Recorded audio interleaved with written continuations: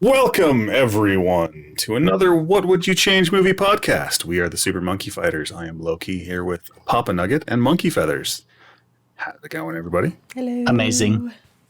So amazing. So amazing. Why is it amazing, PapaNuggett? Because we're watching Terminator 2.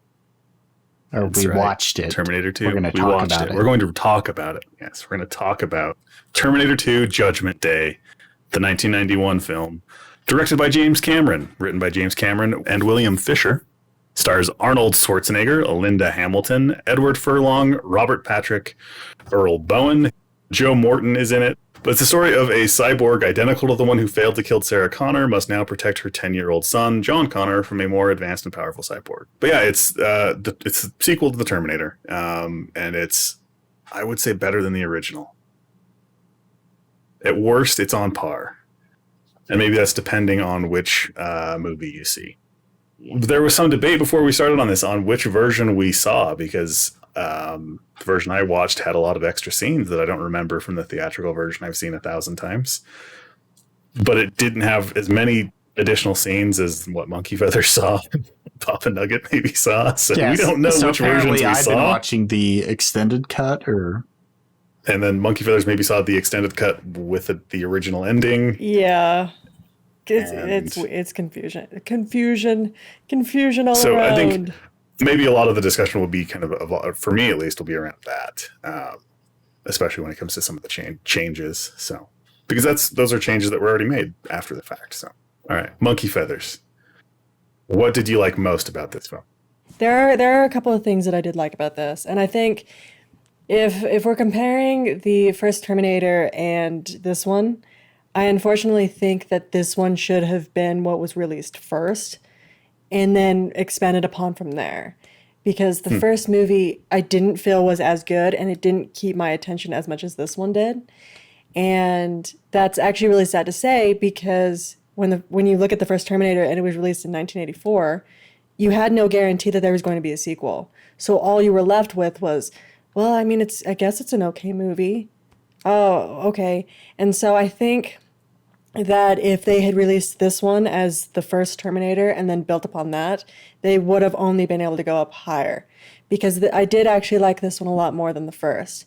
And one of the things that I really did like was the T-1000 and the fact that he was a liquid Terminator, because I think it helped to create a more unstoppable machine with the fact that he was able to blend in with the ground, blend in with the surroundings wherever he was at, as well as effectively melt through barriers. I completely agree that, to me, the sequel's a lot better. Yeah. So for one, I want to call out, like, this is an instance when the sequel is amazingly better than the original. Amazingly. And to me, one of the keys is in this one, if we want to compare it to the original, is that they actually spend the time to build up the lore, all the backstory of the universe within this film, within this series franchise. The first one, they didn't really. They kind of said, it's like, oh, there's a Terminator, and Kyle Reese is kind of yelling at her and like explaining it. Like, so you kind of get it and you understand it, but this one, they really go into it. And they spend that time going through it all. Well, and that's the thing that stood out to me, and the thing I liked the most watching it this time, which was really weird, is its attention to believability. And so this one builds on that unbelievable story in a way that's believable. The world feels real. All of it's unrealistic and make-believe and out there, but all of it feels real. I mean, even down to the explosions, right? When the big semi-truck crashes and the gas is leaking out, and then the battery cable sparks. Like, oh, right, that's believable as to how that would happen. But like, it's diesel fuel. And that's the thing. Don't get me wrong. It's unrealistic. I've got a lot of negatives that I could point out about this film. It's an unrealistic film. Like, that's not the way things happen. Yeah. But you believe it does, and your suspension of disbelief works because of those kinds of things. I mean, even Arnold Schwarzenegger gets up and picks up his shot. Like, they make sure you see these things happen so that when he shows up later with the shotgun, you see it. And that's what, monkey feathers with you saying, this is better than that one and it should have come first. I don't necessarily agree with that. Because we were looking back on it, 40 years from when at least the first one came out. Yeah. But you're left looking back on it knowing, oh yeah, there's a second one that I can just pop in and watch it and go forth. But the fact that you had a 7-year release difference between the first and the second, you're only left with the first one for 7 years, not knowing that there was going to be a sequel. And then you're just like, well, it just isn't good. And then sure, we're in the mindset that, yeah, the second one blew the first one out of the water and it's so much better. But if you just released this one as the first film and then expanded on this one to make a better film from there, there's so many that's factors. What they didn't. There's so many That's factors. what they didn't do going forward. Is they didn't continue to expand on the universe in a believable way.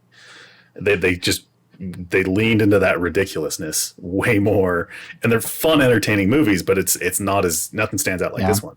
To me, I think the biggest reason why the two are what they are is a lot of it is being able the technological filmmaking abilities when the first one was made to when they began pushing it in when the second one was made. I think a lot of ground had been made in filmmaking and digital animation, and a lot of it was still new, but like I feel like the second one was actually pushing grounds. The way that the first film was filmed and the way that they were able to handle the Terminators, like that was still kind of jarring, right? Like things stood out, like even to the general populace, like it was clear what was going on. I feel like the second one, they were able to bridge a lot of those gaps. I'm not saying they're perfect, but I think for the time they were done very well. I also want to mention that. So I feel like this is like a pivotal moment in filmmaking, where we're going into animation, but we still have the backlog and the actual expertise of like animatronics and all those practical effects. And I feel like they did a good job, even with the limited animation abilities that they had at the time. And there are still some bad practical effects in it too, or some filmmaking tricks and things like that. But I think that part of why this one was as groundbreaking and as big as it was is because 7 years earlier there was this movie that you liked when you saw it and then forgot that it was there. And then this other sequel comes out and you're like, oh, this is massive and this is huge. And in that time span, Arnold Schwarzenegger became massive. Yeah. And so I think that lends to, the bar isn't set high with it, where nowadays it's like, oh, that was a big opening weekend. Well, we know we're going to get 15 sequels and they're all going to suck. Right. This is, I think that lends to the sequel being better is the fact that they didn't set out with a plan to make a trilogy. They set out to make a really good movie. And then 7 years later said, you know what, let's make another really good movie that follows up on this. Yeah. So I believe this one stands up not because of the details of it. To me, it's about the characters. I'll give it this. I did like the character progression of Sarah Connor from the first one to this one. That 7 years. I don't know how many years it has been in the movie. I don't recall if it was actually. It would have been 10. Okay. I don't because they don't really tell you what time. I don't think they do, but they do say that John is 10. If it was real time, I think John would be like 6 in the second one, so it doesn't work. Because it was 1984. But if he's 10, then that means it's been 10 years of Sarah Connor from the first to at least when this one's taking place. And he's also a very old 10-year-old. Yes. So it's John Connor. Come on. He's got skills. He's timeless. He's got skills like aging. But what I was going to say is she's more capable because like when you're first introduced to her, she's doing pull-ups in her psychiatric ward room. Yep. And I like that she's a hardened protagonist but she's becoming more capable. I kind of don't like where they took her character in some places, but I did relatively like the fact that they took her from a screaming damsel in distress from the first film and actually turned her more into a fighting, capable woman it's a believable progression for her to be fighting these robots. Instead of just having the same character again. Because even then, John, you would think that maybe John would be that character. John's not that character. John's a 10-year-old who isn't as capable as everybody else, but isn't just a oblivious, I'm going to just sit there and stare at the guy point a gun at me like Sarah does in the first one, right? Like, and isn't that great? Like this in this franchise, like we have an opportunity to follow someone on how they were molded at some point in their childhood and who they become later on in future films. Yeah. It's like just throwing that out there. Like, it's a little nice nugget for you. The characters, I mean, the Terminator is a machine, but they make him, it's actually a really good performance. And I've said this with Arnold a few times, that he can actually act, and he's not just this, he does have his limitations, as everybody does, but he's a very believable character in this, and he learns and he grows, and it's subtle, and you don't there's things I've watched this time that I noticed that I didn't notice the first time. Like they make an emphasis to show that John's teaching him things, and because he has a learning computer. So there's the famous scene where he cuts the skin off his arm and reveals it to Miles Dyson that he's a Terminator, right? What he says is, listen to me very carefully. John says that to him earlier in the film about not killing people. Like, you need to listen to me. He uses those exact words. And so the Terminator's learning the entire time, and he there's a progression there. And that's a lot of the emphasis of the film. So, and that's why I say the character development in this one is like miles high compared to the first one. It's easy to forget that, yes, he's a Terminator, but he had the ability to, or has the ability to learn. So to me, the way that I saw it, the last time I just watched it, was after that scene in the garage when they reset his learning capabilities. After that, that's when he basically had the ability to, and it's subtle. It's super subtle. The thing is, it's subtle, and it's it's like when he picks up the minigun. And he's like, and John says, that's definitely you. And he just smirks. And he smiles. And then it's back to Cyberdyne. And he's going to go take care of the cops with the minigun. And he just says, trust me. And he smirks. Those are things you don't expect a Terminator to do. And when you contrast it to like the T-1000, like he's like mission set, like he's on his trajectory to accomplish his mission. And to me, that's the learning. It's the emotional learning that he's able to do now. Again, one of those awesome things about this movie is it's believable, all of it across the board. Like, the Terminator sees a thing once and knows it, like the keys in the visor, right? He doesn't have to be taught repeatedly like a lot of people do to learn. I mean, repetition teaches you. Like the Terminator, because he's a computer, he learns that once, and then there you go. So, Feathers, I feel like we've been excluding you from the conversation, not intentionally, mind you, but is there anything else that I know stands that out I'm to not you? as important to you as this movie is. I know. It's not to say that you're not important, but this movie is really important. It outranks me. It outranks me like 5 scales, at least 5 scales. I'll give it this, and because you were talking about practical effects, I liked a lot of at least practical / special effects that were in this.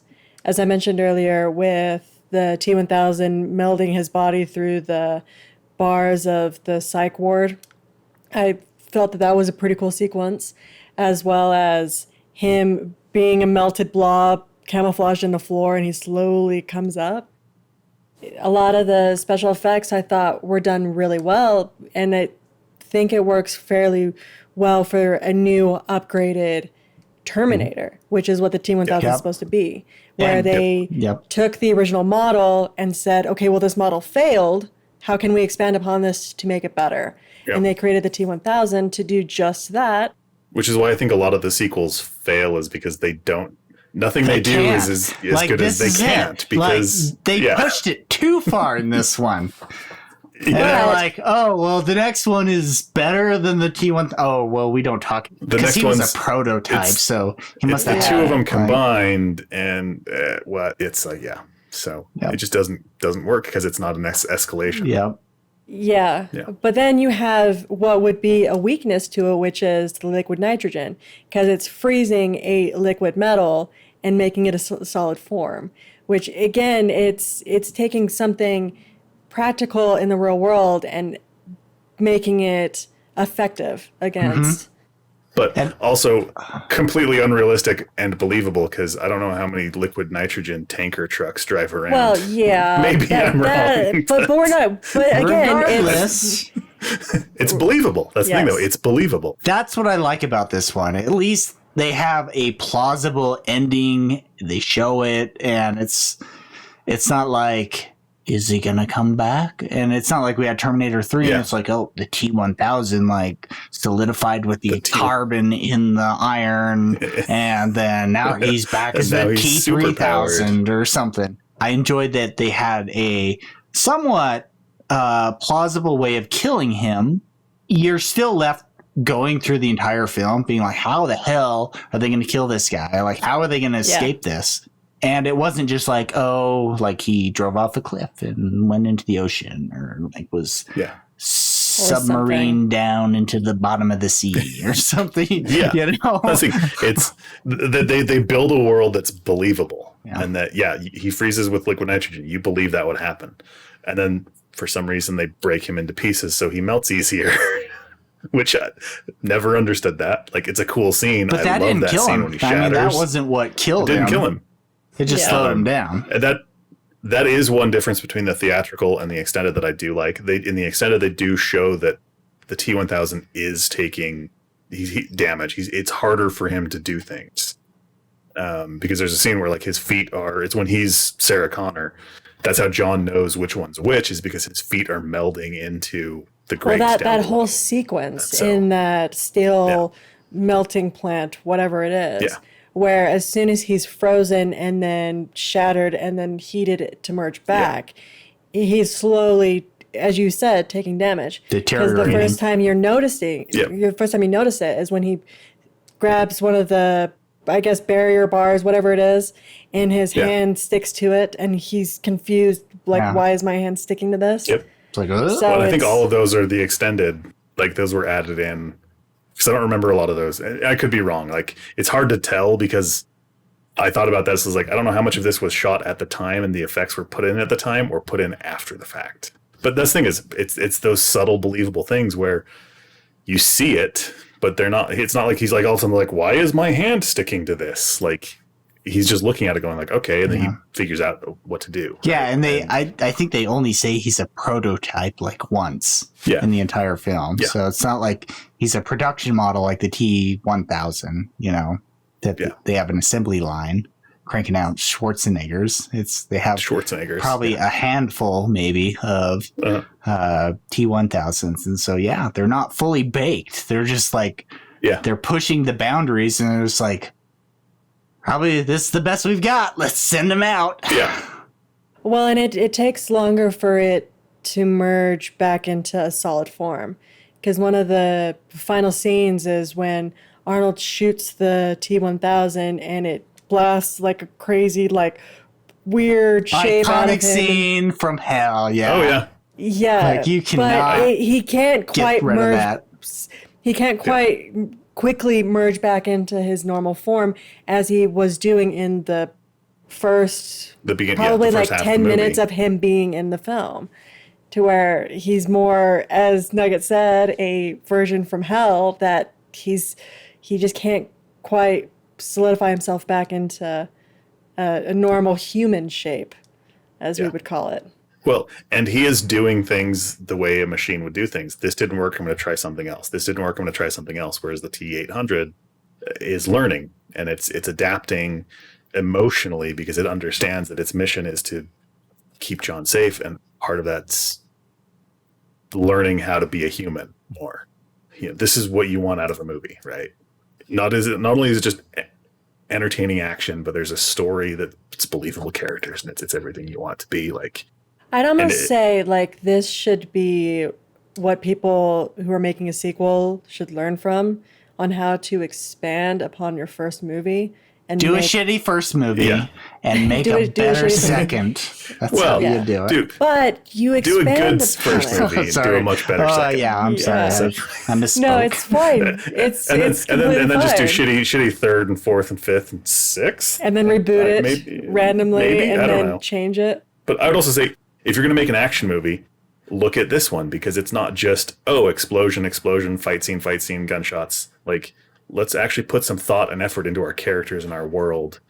And I think that's what separates good action movies from bad ones, and good movies from bad movies. And so the thing that really stands out to me, like artificial intelligence, machine learning, all that, like back when this film was made, was like it wasn't new. It wasn't like a brand new concept, but it wasn't mainstream, right? Yeah. It was definitely a fringe thing that people were working on. A tangible thing. Yeah. Exactly, for the masses. And I feel like, I mean, at least rewatching this, like that's a correlation that I can make, like with what we're experiencing. Yeah.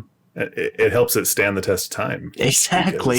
And who would have thought, like, I'm making Terminator 2 in 91. It's like, do you think artificial intelligence is really going to be a thing? This is very real and very relevant even now. Mm-hmm. Like, it's like we've become that reality.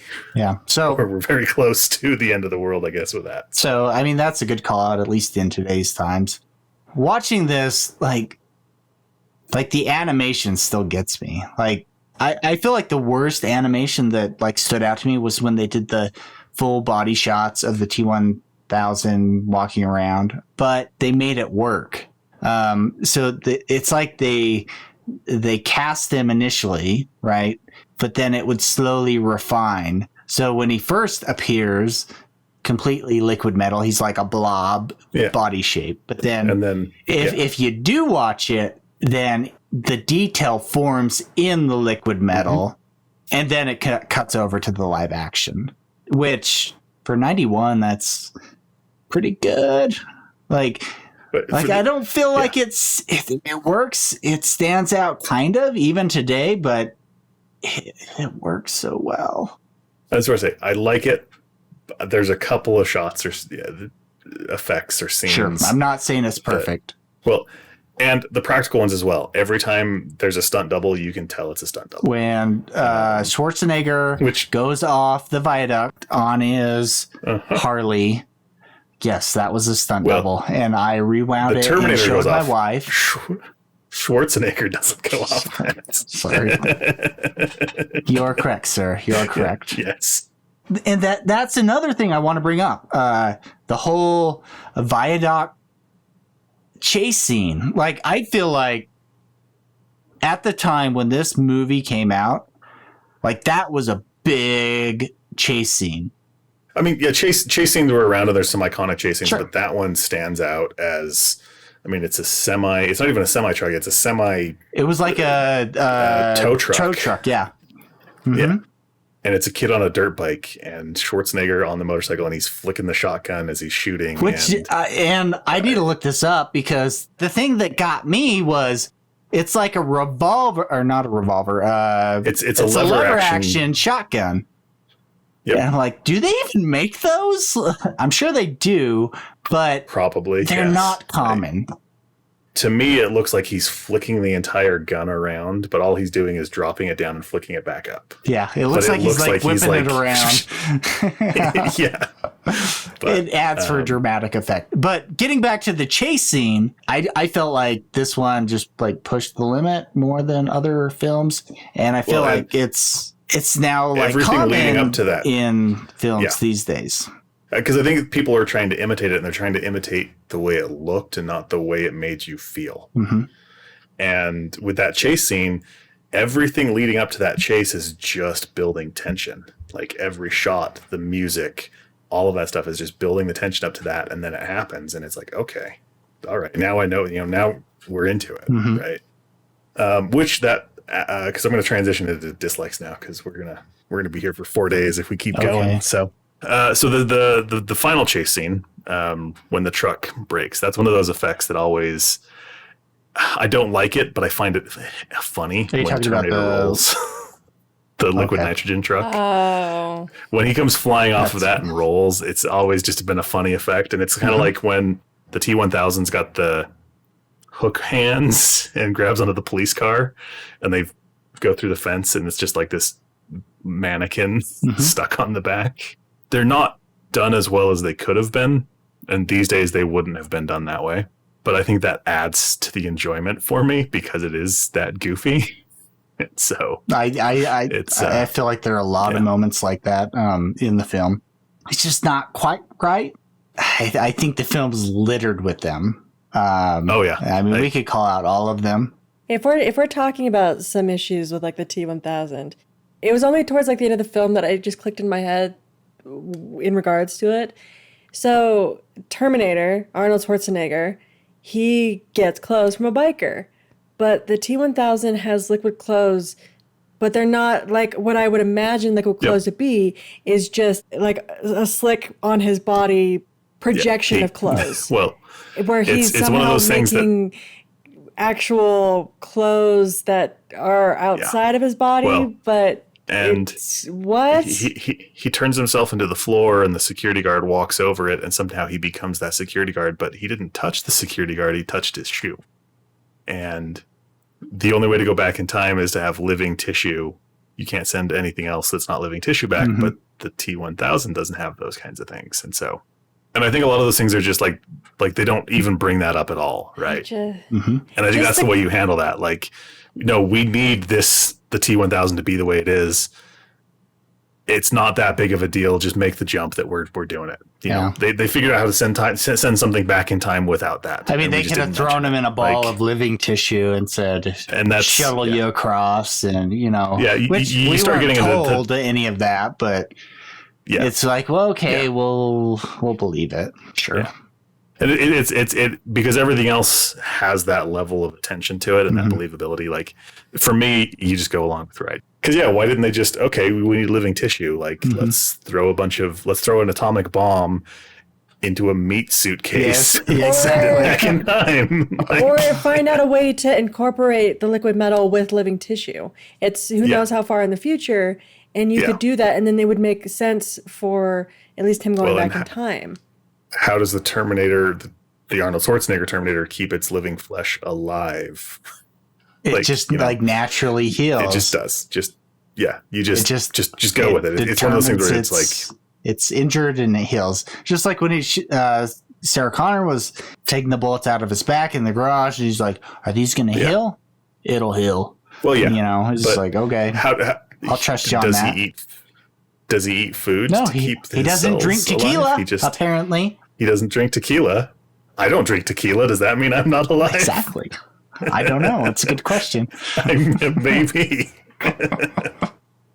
But that's the thing, is there are all of those things in this film. Like, all of those things stand out, but they do everything else so well, it overshadows. Or you're willing to look past it. You're willing to look past it. The marketing for this, I think, detracts from the film, and that's why I think future generations have the benefit of not having marketing shove the Terminator in your face. But the twist, I mean, they don't tell you which Terminator, you see two people come back from the future. That's another one of my likes. Sorry. And I'm back you don't know which, you don't know which one is which until they meet. And we get to follow all of the characters' discovery. Yep. Along with it. Yeah. But the trailers for this and all of the marketing around it completely ruined that film. So even by the time I saw it, I already knew everything that was going on. Like, I knew that Arnold was the good guy. I knew that, and it was more I saw Terminator 2 before I saw Terminator 1. So I got to go back and see that more as if it was a prequel and see him as the bad guy. Yeah. So. It's jarring because I watched this one the first time, and you go back to the first one, and you're like, what? But you're like, wait, everyone else watched it in reverse, and so it was 180 degrees difference. I think the ride that you get on eventually, it becomes a ride, like, and it's more just we're here for great scenes and explosions and action movie where they're not building that tension anymore. They're releasing that tension, and it's just action movie, and so there's a lot that they're doing, and they spend time at the beginning where they don't at the end. The end is the last half of the movie is just action. Where the first bit is a lot more of building the world, and the last half is the roller coaster ride. So I don't like that as much. Not that it's a massive negative. So feathers, dislikes. I'll try not to shoot down your negatives too much. Just saying. Bring it. I'll fight you. Conversation turns into an argument. It's a pretty conversation. Quick. So I'll start out with two kind of small dislikes, and then I'll work up to my more bigger dislikes. I disliked the minigun scene where Arnold is shooting out a window at cops, because it's I won't kill anyone, but you're firing a minigun at cops, and once those bullets start firing, you have no control over if you're going to kill someone or not, because people are stupid, and someone runs in front of a bullet, oh, dang, they're dead. Just gonna say, he's a Terminator. 0.0 casualties. He didn't even wound anyone. I know that's what his little Terminator forensic scan, didn't you I see know. It? Beep, beep, beep, I beep, know. beep, beep, beep. No casualties. I know what his Conclusive little evidence. I know what his little icon said, but I'm saying in the real world, you're firing a minigun just haphazardly into a row of cops. Cars are exploding, bullets are flying, people are dying. Well, I don't care what his little scanner thing in his head is telling him in the real world. Don't kill anyone. Just shoot him in the leg, because that definitely won't cause them lifelong problems or Yeah. potentially kill him later. Bleeding Had their out. heart stop when his scan When he was scanned. So Yes, technically, because he did not kill anyone. That's just the way of the movie writing it out to be. Well, he didn't kill anyone, so he kept his promise. The security guard that he shot both his kneecaps out. Yeah, He didn't kill him. Yeah. He'll live. That was his quote. Yeah, he'll live. He'll live. Maybe, we don't know. Yeah, we live. don't know. But- Does he have a heart He could've condition? bled. I don't know. He'll live. But to me, that's one of those. It's not realistic, but it's believable. From a especially Terminator's for, 90s. perspective, the Terminator's like, I did not end his life, but I put him down, that he's no longer a threat. That's one of those scenes that I loved as a But kid. that's the and this time I was character just kinda development. like, that's what makes this so character great. development, No, and that's what I'll agree with. It's like it's a great character development that he's learning to effectively be a better robot because he's not human. No, I'm And so I'll not even give it saying that. I'm saying it from John's perspective. Like, he's trying to say, like, don't kill people. He can't explain why. And so so John can't explain why you shouldn't kill anyone. And so the Terminator's left with, okay, don't kill anyone. From a Terminator's perspective. Yeah. And then he's like, okay, I will not make their heart stop beating. I won't kill them. So so there you go. It's understandable. And I'm not disagreeing at all that it's not a Yeah. character development. What I'm saying though is logically, at least in that minigun scene or in any scene where the Terminator's shooting out kneecaps, shooting out feet, shooting out whatever. Well, and In the it logical raises real that- world, you cannot guarantee that someone does not die from their wounds, whether or not it's right in that moment or they can't get help at the same time. And I get that it's from a Terminator standpoint that he didn't stop his heart in that moment. I'm disliking that scene because logically, I'm going to say that From someone a who human's was bound- logic, yes, you are correct. Yes. Yeah. Yes. And for me, that's that the is part of the movie that's where we're it's- talking though. Yeah. I'm not a For me, that's Terminator. the part where I'm a it's human. just But he's it's a action Terminator. movie. It's not. Yeah. So, this raises the question. This is the first time I've ever thought about that. What would have happened to the Terminator if when one of those cars exploded, it accidentally killed somebody? Would he have been like, doesn't compute, and like logical fallacy, and Divide he just by zero, explode. divide by zero, and he explodes. Yeah, there you go. Like, End of movie. but 'cause it's a continuation of the scene when he's holding onto John, and John's calling those two guys over, and then he says, "Let me go," and he lets him go, and he's like, "Why did you do that?" And he said, "Well, because you told me to." Like, he's doing that because you tell him to, and like he's like, you can't process it and tell me why I can't kill people, but I'll not kill people. And I'm going to hurt them because I need to keep you safe, and I need to prevent these people from hurting you. And I will point out the contradictory rules that he was sent back with a set of rules that he had to follow, right? He had to obey John, but he also had to protect John. And so which one's the priority?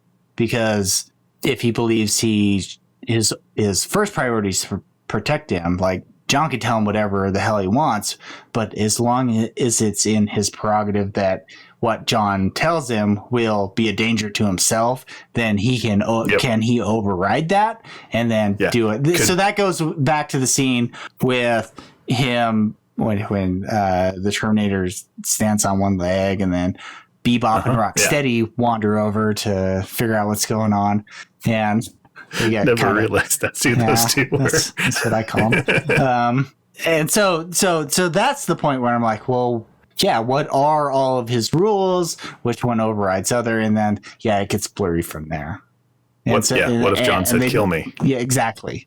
And those are the kinds of questions I don't think you're supposed to ask. But I think those are the questions that you ask because you become a fan of the movie and you start thinking about it because you enjoy it. And so, when you've watched it too many times. The Dr. Silberman, who shows up, I think, in all of them except... Yeah, he's always been like the one keeping Sarah down, and like the tension there. Like even in this one, she's trying to put on a face to get out, be the nice girl. Like, I come around, no. I understand, and then he shoots her down, and she goes off the rails. The thing I did like about that, though, is when he did realize and see both Terminators. The shot with him and the needle cover just dropping out of his mouth. Like it was a split second. Like you could miss it if you just looked away. And great. But it's the thing you remember. It's just like, it's like, that's it. Well, boom, that's the moment. When he shows up in Terminator 3, I don't even remember what happens, but Arnold shows up and he just turns and runs away. And you're just like, you're just adding this to, it's a callback joke that doesn't really land well, where this is adding a character in who knows, like this. Sarah going over about the Terminators is exactly what Kyle Reese said to him in the first one. Like, he's heard this story before, but still doesn't believe it because he hasn't seen it. Exactly what we pointed out in our first Terminator podcast. So, if you want to check that out. And again, he's kind of an escalation, just the way the T-1000 is an escalation off of the T-800. So let's get into things we would change. Hold on. Unless anybody has a list of negatives they want to go through still. I do. And like I said, I probably imagine you guys won't. One of the biggest things that just annoyed me to no end was John Connor. It's everything that he was doing, everything that he was saying, and sometimes I shouldn't say everything, I'll just say most things, but it just bugged the hell out of me as I was because he was nonviolent and wanted to save people and it is not build an understanding that. with the robots, and that's fundamentally flawed. And your understanding. It is not that. It's the fact that maybe the thing that might help taint it is the fact that I'm expecting him to be like 15 or 16 and he's supposed to be 10, but he just seems like a whiny brat who's throwing tantrums. And he is whiny. He's very whiny. Yes. Oh, it just, and the voice when he was screaming, it like pierced. And I'm just like, I don't want to watch you because you were annoying me, and you were yelling and you're screaming and you're a lot of the come on, let's go, come on, let's go, come on, let's go. I'm just like, whoa, like take a breath. So he really, really bugged me. And I for as good as we've talked about this film, he is one that almost took me out of the film completely. Just like his character in general. Everything that he was doing just was hitting very wrong. And I was just like, I can't stand you as a character. And it sucks because in any iteration of this story, he's supposed to be the leader of the resistance and he's supposed to be this strong character. He's a child. But he's a whiny brat.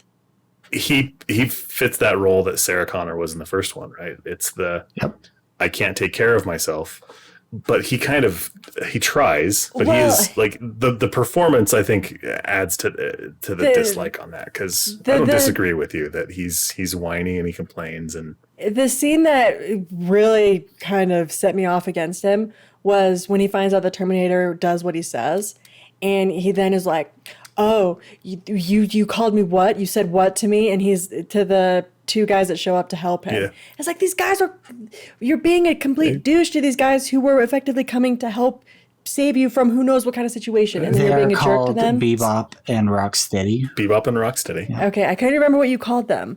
But that was one scene that really solidified me in the negative column against him.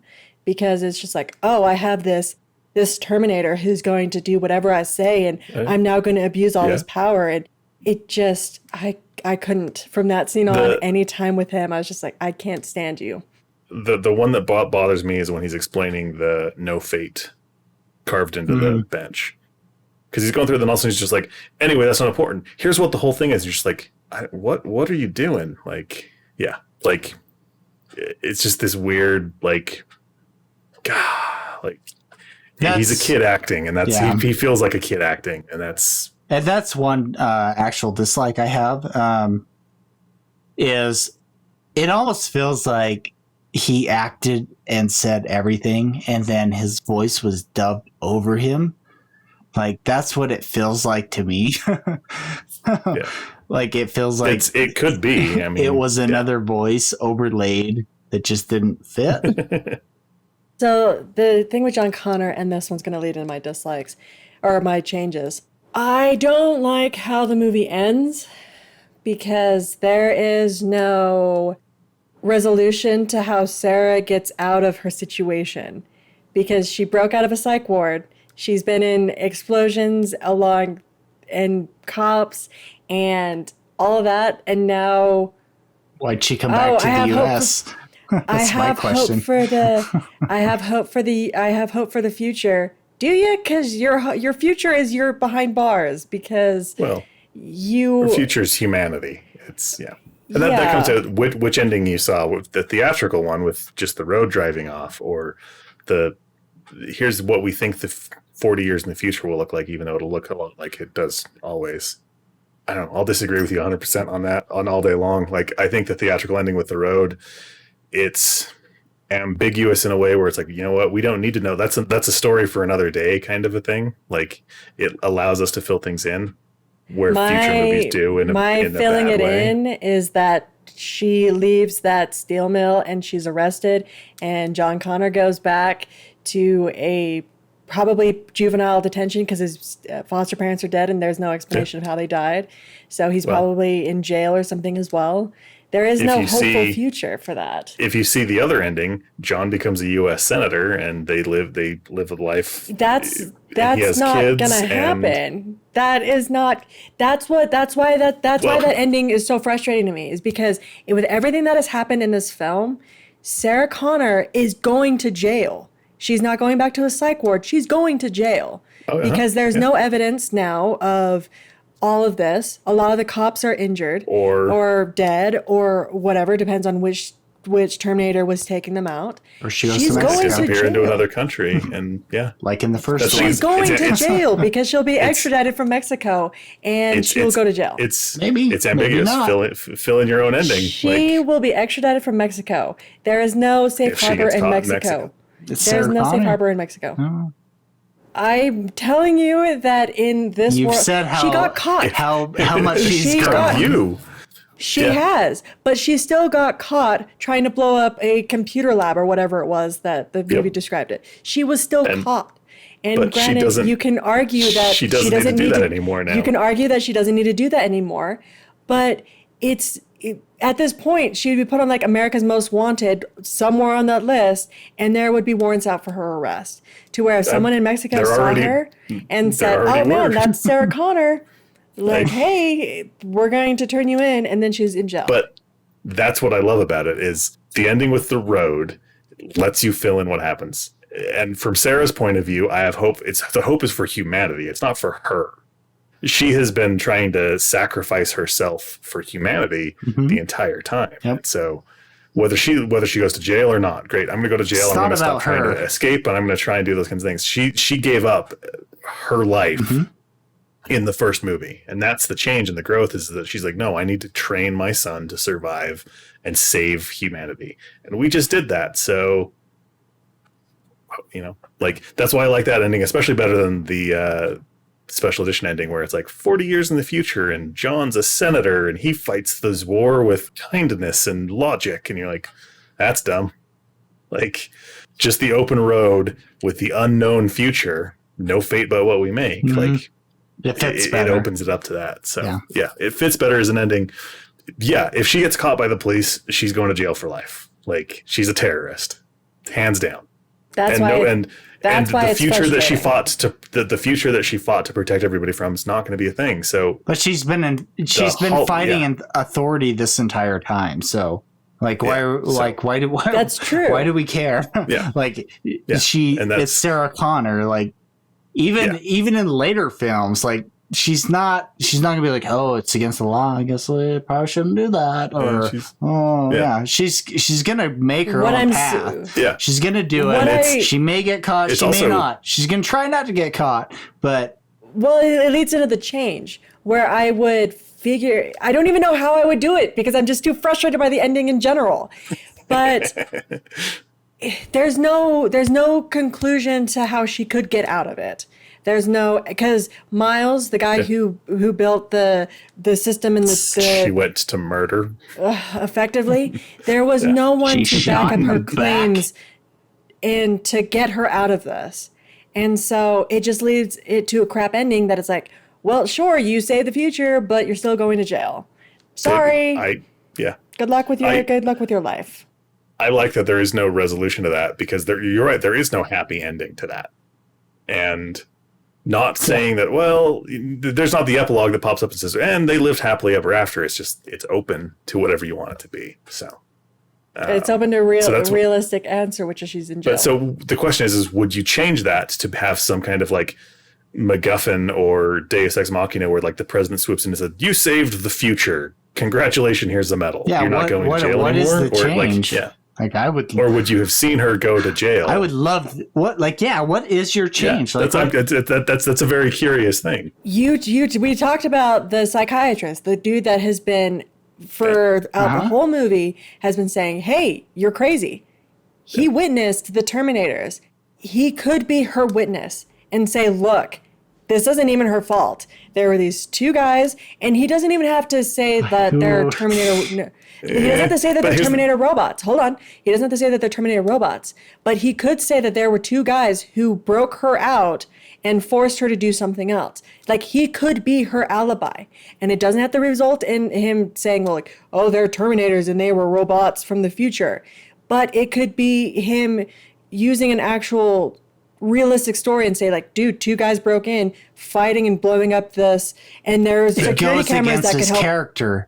Like, okay, so But- I want to talk about timeline in film. So if we're gonna bring him back to like put like a bookend of save the the film, day. be like, so psychiatrist so and so came in and said, oh, I saw blah blah blah, and Sarah Connor was fine.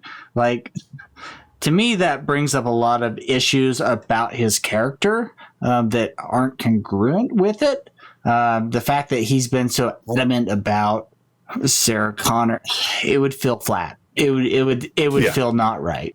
I wouldn't believe it. 'cause I would throw it out the window and be like, "This is bullshit." Like because the because interesting he's been thing about against Sarah him, Connor the entire time, regardless Yes. of whether like he believed it or not. Like he's just been a dickhead. Like he's been unsupportive. it's the interesting thing about him now is that he is now Sarah. What Sarah went through in the first one, right? Everything Kyle Reese was saying was ridiculous until she saw the Terminator as the Terminator. But that to me, that's a lot more interesting to him. Is now he's in the same boat with no hard evidence, right? They've destroyed all the evidence of anything that exists. Yeah. So how? Because Miles Dyson's wife could be the same thing. She saw the arm. It makes it a bit more interesting to not wrap that up, I think, and that's where you're fine to think it. I said I'll disagree because I feel like it. from me watching it, it would not sit right. But I can see how it would be unsatisfying to not have that wrapped up. But I agree, there's no way to do that where she doesn't end up. She doesn't have a good future. Either she's on the run for the rest of her life, or she's in jail for the rest of her life. Yeah. One of the things that I think a change I would have made that would have been, I think, a little bit more interesting. The T-1000 can only imitate things that it's touched or it's been in contact with. Mm-hmm. John Connor does touch it. Mm-hmm. He throws the little clip off the end of the car at the end Right. when it's stuck there. The T-1000 could have become John Connor at some point, and it had an interesting sequence there.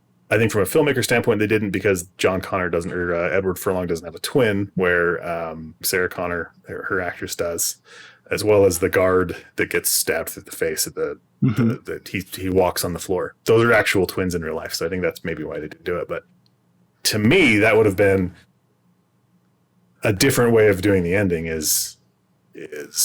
or doing something else with the movie. With no, there's still something around that could lead to another, Terminator future, is that there's a fake John Connor running around, or John wasn't real, or something like that. It changes most of the film, but it's also like you make a big point of that the things have to touch the T-1000, and then,